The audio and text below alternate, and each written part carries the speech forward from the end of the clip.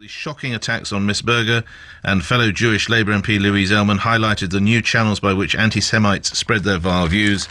He goes on, the recent spate of incidents should serve as a wake-up call for anyone who thought the scourge of anti-Semitism had been defeated. The idea of Jewish families fearful of living here in Britain was unthinkable.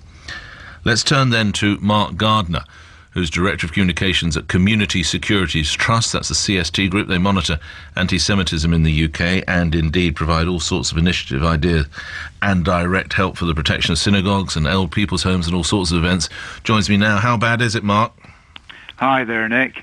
Well, it's not as bad now as it was in the summer when things really went off the scale, I would say, and the Jewish community felt under a huge amount of pressure. And I think it's quite obvious that Ed Miliband has discussed that with many Jewish people whom he would know. He's heard how the community feels.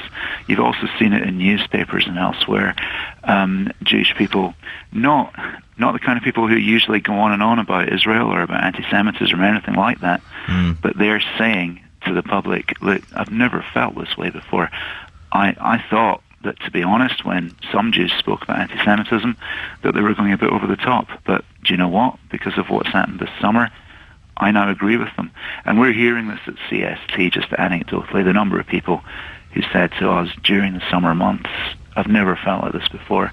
I didn't realize anti-Semitism was so bad. I thought it was all over and done with. But people have said this to me, people have said that to me. How am I supposed to put it back into its box? And I think it's good that you're covering it again. What sort of numbers can we put to this, Mark? What sort of level of incidents have we been looking at, and hopefully what are we coming down to? Well, basically we had as many in July and August as we had in the whole of last year. Wow. And we had more in July of this year than we had in the first 6 months of this year. So considerable increases. In absolute numbers, we had 314 anti-Semitic incidents in July. We had over 200 in August. By the end of the year, it will very likely be the worst year on record, and it might go through 1,000 for the first time. That's all manner of things. It ranges from attacks on social media through to violence. Lastly, the word that's being used in this article is that Jewish families are frightened for their children's future. Is frightened the right word?